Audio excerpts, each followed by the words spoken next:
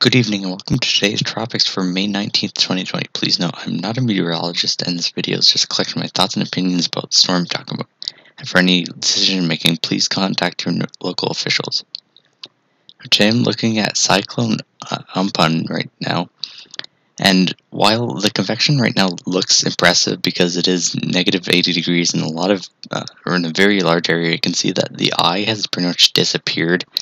And that is because it is actually suffering from some strong shear from the southeast, a bit below the Amphan layer at about 200 millibars.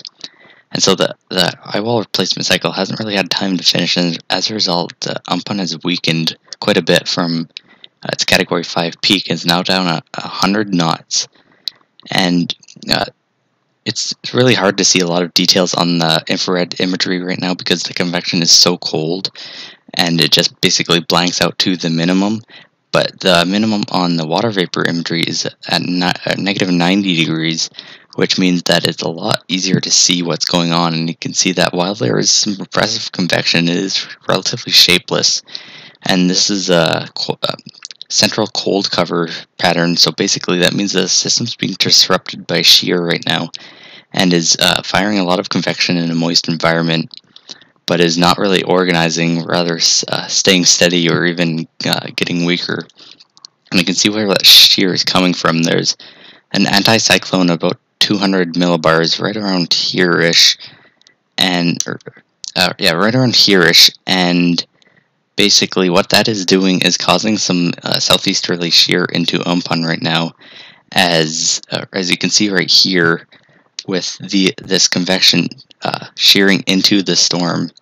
But you can also see that a lot of the outflow here is actually relatively normal, especially with the shear over here, and that is because the Amphan layer is actually very high because the water is so warm here that tropopause is much higher than 200 millibars.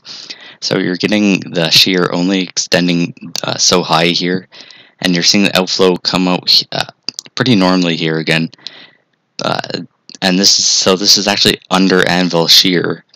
So it's like mid-level shear basically, and this is causing the core to be disrupted, and that means it has weakened, which is a relief. But there is still problems such as high surge and still high winds, because it is still 100 knots. This is still a strong cyclone, but luckily it is not at its 145 knot peak at the moment.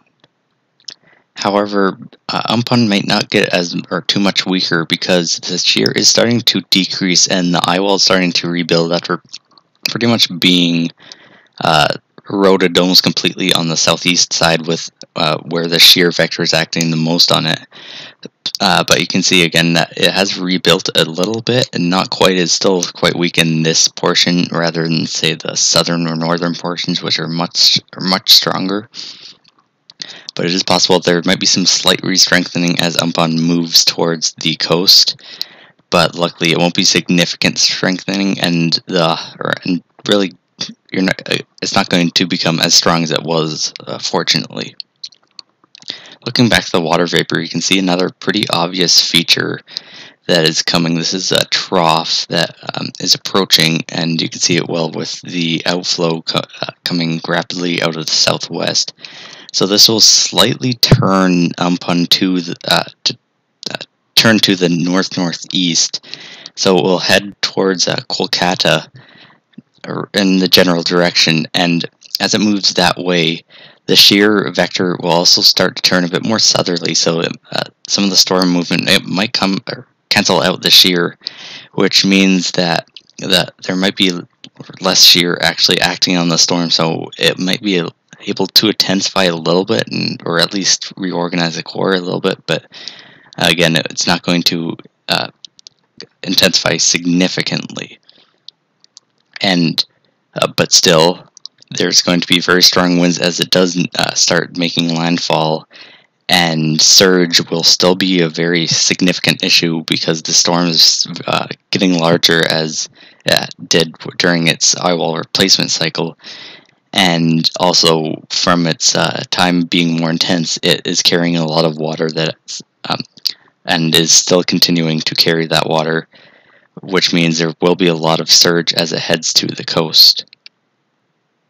While this more westerly trend that happened as Amphan jogged a bit to the west, that means the Ganges Delta won't be quite as impacted by strong southerly winds right here. So this very small triangular area, or triangular coast, won't actually see a lot or as much shear as was possible, or as much surge as was possible with a more easterly track.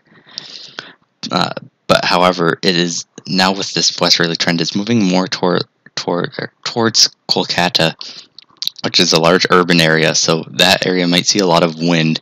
And with this track, a lot of surge will hit the Sundarbans region, and like this network of small rivers here, and that means a lot of the surge here will cause a lot of coastal flooding, possibly into Kolkata, and along with still very gusty winds, because this will still be a relatively strong system as it comes through, at least not as strong as it was.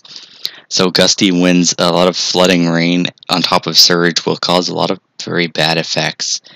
And even despite the weakening, you should still take this storm very seriously, because it does have the potential to cause a lot of damage as it comes through the area. And flooding is pretty much the largest threat, but there is some wind threat too. So if you are in the path of the storm, make sure to be ready for it, because again, it still will be dangerous, though maybe not as dangerous as something like the former Category 5 strength coming into landfall. So again, be prepared for this storm, and while you can hope for the best, prepare for the worst. Prepare as if it were an intensifying cyclone again.